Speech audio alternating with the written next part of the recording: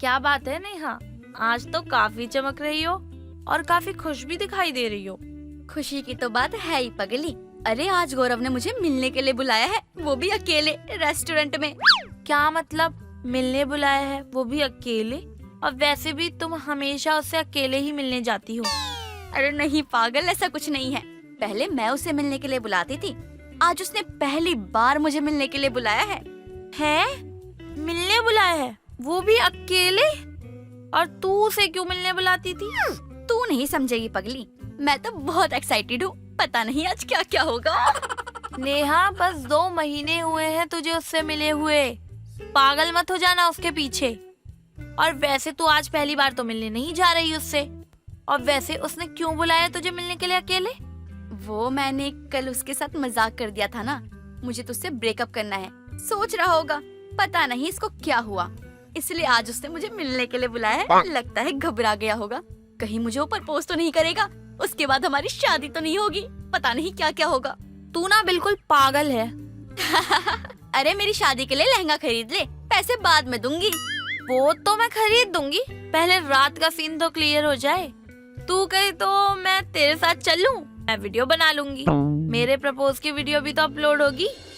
नेहा और प्रिया तैयार होकर रेस्टोरेंट पहुंच जाते हैं, जहां गौरव नेहा के हाथ अपने हाथ में लेकर नेहा को बोलता है, देखो अगर तुम मेरी नहीं हुई तो मैं जी नहीं पाऊंगा तुम्हारे बिना। मुझे छोड़ के मत जा, मैं तुम्हारे आगे हाथ जोड़ता, तुम्हारे पाँव पकड़ता। मैं और तुझे क्या लगता है तेरे जाने के बाद मेरी जिंदगी बर्बाद हो जाएगी? मैं देवदास बन के घूमूंगा हाँ, या तेरे आगे गिड़गिड़ाऊंगा? अब पागल की बच्ची, तू जैसी ना 36 आएंगी और 36 जाएंगी। भगवान की दया से अच्छा खासा दिखता हूँ, छपड़ी तो मैं हूँ नहीं जो मुझे दूसरी नहीं मिलेगी। अब बहुत मिलेगी। जब तुमने मुझे कहा ना तुम्हें ब्रेकअप करना है, तो मैं पूरी रात सोचता रहा कि ये बात तुमसे कहूँ, और आज मुझे मौका मिल ही गया है तो कह ही देता हूँ। बाहर में जाओ। अरे इतने समय से तुम्हें कहना चाहता था मैं, बाहर में जाओ, बाहर में जाओ, बाहर में जाओ। मुझे तुमसे मतलब नहीं है, चल निकल छपरन कहीं की। एक तो मैंने तुझे दिल दिया था और तूने मुझे रेस्टोरेंट के, कॉफी शॉप के, थिएटर के, कहाँ के बिल दे दिए। लेकिन मुझे कह रही ब्रेकअप। ब्रेकअप गया घुइयां के खेत में, और तू भी जा घुइयां के खेत में। चल साइड हो, जान दे मुझे। और हाँ सुन, दोबारा दिख मत जाइयो बंदरिया सी शक्ल की। अब साइड हो जा। और इसके बाद क्या होता है ये तो आप सभी जानते हैं। संभल जाता है या फिर देवदास होकर बैठ जाता है। पर हमारी नेहा के पास अब इतना टाइम नहीं था कि वो देवदास बने। वो 28 साल की हो चुकी थी और अब बॉयफ्रेंड ना ढूंढ के सीधा शादी के विचार के ऊपर फोकस करती है। मम्मी मैं क्या कह रही थी कि आप मुझे कह रही थी ना कि लड़का देख लो, लड़का देख लो, तो मैं ये कह रही हूँ क्यों ना मैं ऑफिस से रिजाइन ही ले लूँ, क्योंकि आप लोग लड़का देखोगे, फिर मुझे उससे मिलने जाना पड़ेगा, फिर बार बार छुट्टी लेनी पड़ेगी, जिस चक्कर में बॉस भी नाराज हो जाएंगे। तो जब तक आप मेरे लिए लड़का देख रही हैं, जब तक मैं रिजाइन ही दे देती हूँ ऑफिस में। ना आपको प्रॉब्लम, ना ऑफिस वालों को प्रॉब्लम, ना मुझे प्रॉब्लम। आज तो तूने बेटा मेरा दिल ही जीत लिया। मेरा मन तो यूँ कर रहा है कि मैं माता रानी को ना 101 का प्रसाद चढ़ा दूं। मेरी बेटी कितनी समझदार हो गई है। मेरी बेटी को हर बला से भगवान बचा के रखे। अरे मैं तो पहले ही कह रहा था सुनीता जी, अरे बेचारी क्या पीछे पड़ी रहती हो फालतू में। अरे मैंने कहा था ना मेरी बिटिया की उम्र होगी तो खुद आकर कहेगी अब मम्मी शादी करा दो। और देखो मेरी बिटिया ने कहा कि मम्मी शादी करा दो, अब करवा दो इसकी शादी। हाँ जी हाँ, आप बिल्कुल सही थे। वैसे भी मेरी नजर में ना एक लड़का है और वो ना नेहा को बहुत ज्यादा पसंद भी करता है, लेकिन उस वक्त नेहा तैयार नहीं थी तो इसलिए मैं बुला नहीं पाई उसको। लेकिन अब मैं ना इस संडे को उस लड़के को बुला लेती हूँ अपने घर पे। अरे ये भी कोई पूछने वाली बात है क्या? अगर आपकी नजर में कोई है तो बुला लो उसे। क्यों नेहा बेटा, तुझे कोई दिक्कत तो नहीं? जैसा आप लोगों को ठीक लगे पापा। अमित पूरे परिवार के साथ ना आकर अकेले ही नेहा से मिलने आता है। बेटा आपके मम्मी पापा नहीं आए? आंटी जी मुझे शादी करनी है, ना कि मेरे घर वालों को। आंटी जी इसलिए मुझे लगा कि अगर मेरे पेरेंट्स भी आएंगे तो नेहा को घबराहट होगी, और नेहा कोई सामान नहीं है जिसे मेरा पूरा परिवार देखे। इसलिए मैं खुद ही नेहा को देखने आया हूँ कि वो कैसी है कैसी नहीं। शादी तो आखिर में मेरे को ही करनी है ना, रहेगी तो वो मेरे साथ ही। हे भगवान, तेरा लाख लाख शुक्र है। गौरव नाम का कांटा तो तूने ले लिया और ये अमित नाम का फूल सा लड़का मेरी झोली में डाल दिया। कितना सॉलिड है, कितना सुंदर है। हाय राम, कितना मीठा बोलता है ये। मैं तो फ्लैट ही हो गई इसके ऊपर। नेहा और अमित अकेले में काफी देर तक बात करते हैं। नेहा को अमित पसंद आ जाता है और फिर जाकर अमित अपने परिवार वालों को लेकर नेहा के घर आता है। हमें तो लगता ही नहीं था कि हमारे बेटे को भी पहली बार में कोई लड़की पसंद आ जाएगी। और देखिए, दूसरी मीटिंग में ही हम सारे परिवार साथ आ गए। जी ये तो ऊपर वाले की मेहरबानी है। अब हम शादी की तारीख निकलवाएं क्या? अरे आंटी जी, जल्दी कीजिए। पता नहीं आपकी बेटी ने मेरे भाई पर क्या जादू चलाया है, उससे तो बिल्कुल भी रोका नहीं जा रहा। अरे भाई, फिर क्या होना था, चट मंगनी और पट ब्याह। नेहा अमित के घर आ जाती है। सुबह सुबह अपने कमरे से तैयार होकर नेहा बाहर आती है। नाश्ते में क्या बनाऊं मम्मी जी? अरे बेटा, छोड़ो नाश्ता वास्ता। पर क्यों मम्मी जी, क्या हुआ? अरे हुआ कुछ नहीं है, शाम की फ्लाइट है तुम्हारी, पैकिंग कर लो। हनीमून पर जाना है तुम्हें। तुम चाय नाश्ते की मत सोचो, हनीमून की तैयारी करो बस। और जो भी सोचना होगा आकर सोचना। हाय, मैं मारी जावा आप पे। मैंने कभी मेरे सपने में भी नहीं सोचा था कि मेरी सास इतनी अच्छी होगी। हाय, मुझे तो मजा ही आ गया। क्या ससुराल मिला है मुझे। मेरी सारी विशेष पूरी हो रही हैं। अपने कमरे में जाकर नेहा सबसे पहले प्रिया को कॉल लगाती है। बहन, मजा ही आ गया। लाइफ सेट हो गई मेरी तो। अरे भाई, आखिर हुआ क्या, बताएगी भी? अच्छा हुआ उस निकम्मे गौरव से पीछा छूट गया मेरा। अगर उससे मैं शादी कर लेती तो पता नहीं क्या क्या होता मेरे साथ। अब तो मैं हनीमून के मजे लूंगी। अच्छा, तो ये बात है। वैसे कहाँ जा रही है तू? Darjeeling, I am coming. और रात की फ्लाइट से नेहा अमित के साथ दार्जिलिंग पहुंच जाती है। और अगली सुबह इतनी बेकार फ्लाइट के बाद नींद बड़ी जरूरी है। वैसे भी मुझे बहुत ही ज्यादा जेट लैग हो रहा है। क्या बेकार? हाँ, हम इस फ्लाइट से रिटर्न नहीं जाएंगे। कोई फैसिलिटी नहीं थी। फ्लाइट का नाश्ता कितना खराब था, पूरा मूड ऑफ हो गया था मेरा। हाँ जी, बोल तो आप ठीक रहे हो। मुझे तो बड़ी जोरों से भूख लगी हुई है।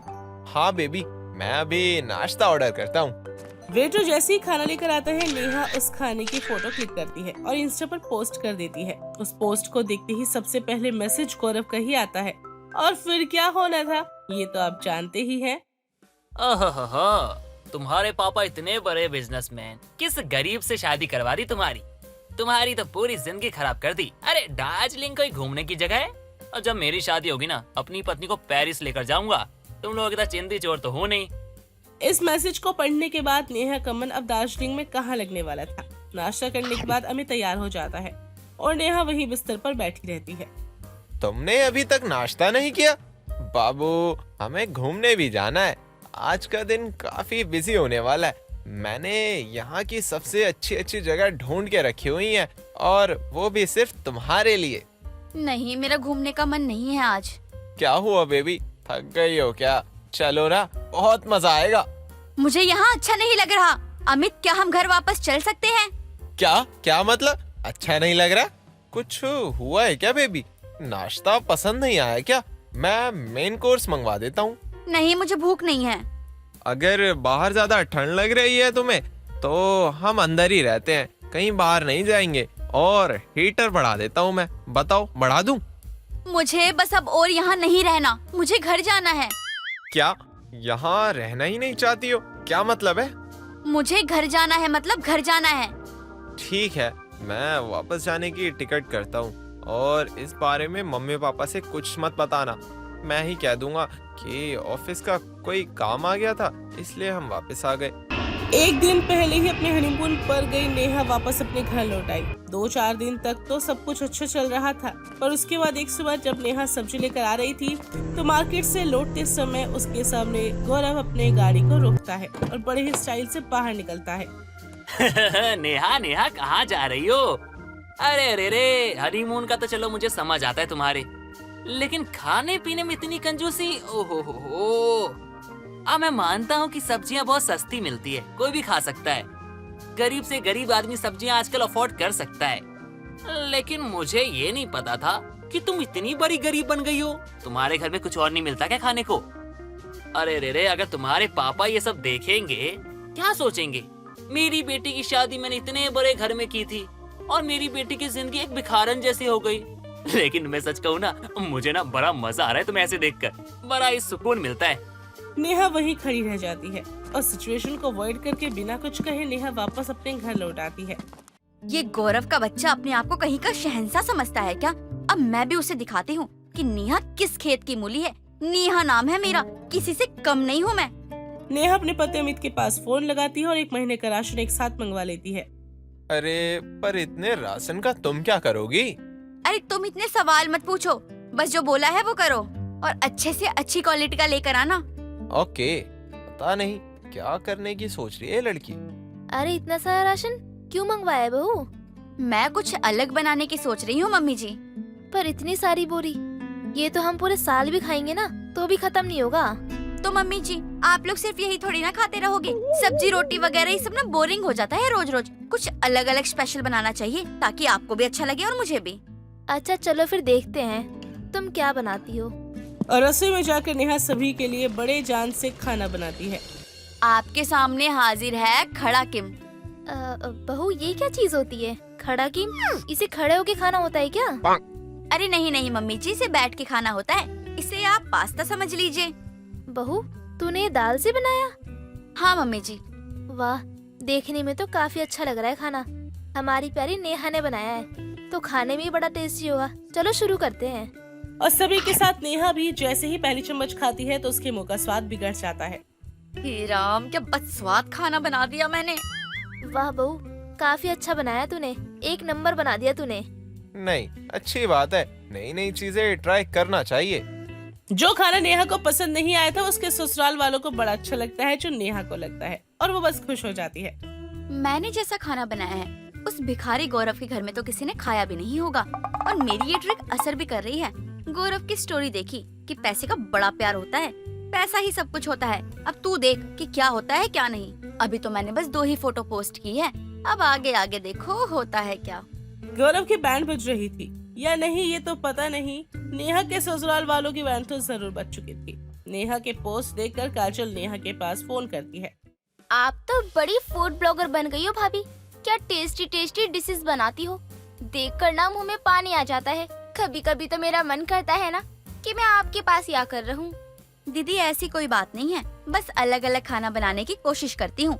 आप भी आइए ना, कि आपको भी कुछ अलग बनाना हो तो आप भी बना सकती हैं। नेहा के बदस्वाद खाने को बड़ी मुश्किल से 3 लोग खा रहे थे और नेहा चौथे को भी निमंत्रण देकर बुला लेती है। भाभी ये सब मेरे आने की खुशी में बना है या फिर रोज बनता है? अमित भैया यू आर सो लकी। मैं तो अपने पति को एक सब्जी रोटी के सिवाय कुछ नहीं खिलाती। तो बस जीजू के खाने की टेंशन छोड़ दीजिए दीदी, उन्हें मेरे पास भेज दीजिएगा। उन्हें भी न्यू न्यू रेसिपी बना के खिलाऊंगी, उन्हें भी बहुत मजा आएगा। बेचारी मेरी बेटी अपनी भाभी की कितनी तारीफ कर रही है। एक बार खा लेगी ना ये डिश तो रोती फिरेगी। हे भगवान, अब कैसे खाऊंगी इतना सब मैं? काजल जैसी डिश टेस्ट करती है उसका मुंह बन जाता है। भाभी होता है कभी कभी, पहली बार आपने बनाई है ना तो ये डिश ना ज्यादा अच्छी नहीं बनी, कुछ और खा लेते हैं। काजल दूसरी डिश को टेस्ट करती है तो उसे वो खराब लगती है, और तीसरी तो उससे भी ज्यादा खराब, चौथी उससे भी ज्यादा खराब, और 5वीं को टेस्ट करने से पहले ही काजल बोल पड़ती है। आज स्पेशली मेहनत करके आपने इतना गंदा खाना बनाया है। आप रोज भी इसी तरह का खाना बनाती हो? ऐसा नहीं बोलते बेटा, बहू कोशिश कर रही है ना। बहू अच्छा खाना बनाया है तुमने।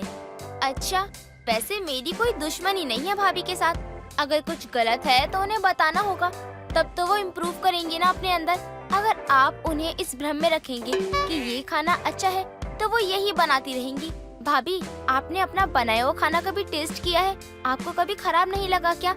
कसम से इतना खराब खाना मैंने पहले कभी भी अपनी जिंदगी में नहीं खाया। ये सुनते ही नेहा की आंखों में आंसू आ जाते हैं और वो रोते हुए कमरे में चली जाती है। अमित अपनी पत्नी के पीछे पीछे कमरे में जाता है। क्या छुपा रही हो नेहा? तुम मुझसे जिस दिन से हम हनीमून से आए हैं उस दिन से तुम बदल गई हो। हम फ्रेंड्स भी हैं ना, प्लीज बताओ मुझे, कोई बात है तो बता दो यार। मेरा एक्स मुझे चिढ़ाता था, उसने मुझे मेरे हनीमून पे मैसेज किया और मुझे चिढ़ा रहा था, फिर सब्जी मंडी में चिढ़ा रहा था। तो फिर मैंने सोचा क्यों ना उसको भी चिढ़ाया जाए, इसलिए मैंने फोटो पोस्ट करना स्टार्ट कर दिया। क्योंकि उसने मुझे कहा था कि हम लोग गरीब हैं, लेकिन हम गरीब थोड़ी हैं, इसलिए मैं भी उसे दिखा रही थी कि हमारे घर में भी अलग अलग वैरायटी के खाना बनता है। क्या पागल हो क्या तुम? वो अब तुम्हारी लाइफ में नहीं है, वो जा चुका है। उसे इस बात की जलन है कि तुम आगे बढ़ चुकी हो, इसलिए तो बार बार वो तुम्हें नीचा दिखाना चाह रहा है। तुम हो कि उसकी बात को मानकर रिएक्ट कर रही हो और खुद के लिए चीजें कॉम्प्लिकेट कर रही हो। 2 बातें सुनाकर ब्लॉक कर दो, या कहो तो मैं सुना दूं उसे। यही गाइडेंस तो मुझे चाहिए थी। Thank you Amit ji. पता है, ये खाना तो मुझसे भी नहीं खाया जा रहा था। बस अच्छे अच्छे फोटोज लेके पोस्ट करने के लिए मैं ये खाना बनाती थी और दिखावे के लिए। भाड़ में जाए गौरव और भाड़ में जाए उसका पूरा काम। मुझे तो बस अब अच्छा अच्छा खाना खाना है। वैसे मुझे थैंक यू काजल दीदी को बोलना चाहिए। अगर वो मेरी इंसल्ट ना करती ना तो हमें यही खाना खाना पड़ता, और मैं तो ये खाना खा खा के पक चुकी थी। नेहा और अमित कमरे से बाहर आते हैं। आई एम सो सॉरी भाभी, मुझे नहीं पता था कि आपको ये सब बातें इतनी बुरी लग जाएंगी। मैंने तो बस यूं ही बोल दिया था। आपने बिल्कुल सही किया दीदी। मुझे खाना बनाना आता ही नहीं है और मैं तो खुद इस खाने को खा ही नहीं पा रही थी। सही में क्या बेटा, सच बताऊं तो हर रात कमरे में खाना ले जाने के बाद ना मैं उसी खिड़की से बाहर फेंक देती थी। खाया ही नहीं जाता था। चलो अच्छा है, बहू नाराज तो नहीं है। नेहा को उसकी सास नॉर्मल इंडिया खाना बनाना सिखाती है, जो नेहा को बहुत अच्छा बनाना चाहता है। और अब नेहा गौरव को अपनी लाइफ से पूरी तरीके से निकाल देती है।